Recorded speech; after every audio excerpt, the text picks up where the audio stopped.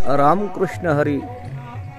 आज आपण शुक्लेश्वर संस्थान लिंबगाव तालुका माजलगाव जिल्हा बीड आज आपण या ठिकाणी आलेलो आहोत। सुंदर प्रकारचं हे असणारं एक शिवालय आहे।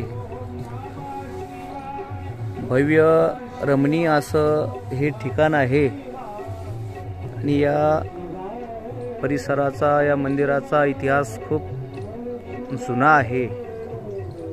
अशी आख्यायिका सांगितली जाते।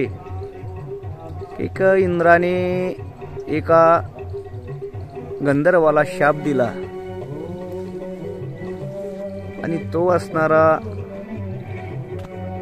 शापित गंधर्व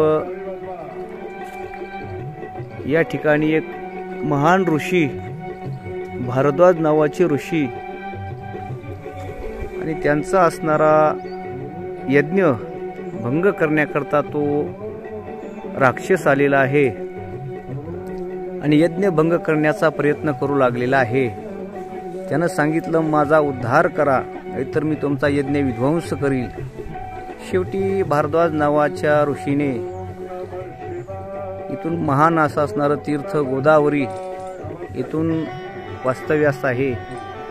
त्या गोदावरीच्या पात्रामध्ये एक शुक्ल तीर्थ म्हणून एक कुंड आहे आणि त्या कुंडातील अमृत अर्थात गोदावरीचं जल आणून त्याच्या अंगावरती शिंपडलं आणि त्या राक्षसाचा उद्धार केला आणि म्हणून ते जल ज्या ठिकाणाहून आणलं त्या ठिकाणी शुक्ल तीर्थ असं नाव त्या ठिकाणाला प्रसिद्ध झालेलं आहे। शुक्ल म्हणजे शुभ्र असं असणारं हे ठिकाण म्हणून हे सुंदर असं शुक्लेश्वर संस्थान म्हणून प्रसिद्ध आहे। पण त्याचं ते चित्रण या ठिकाणी करत आहोत।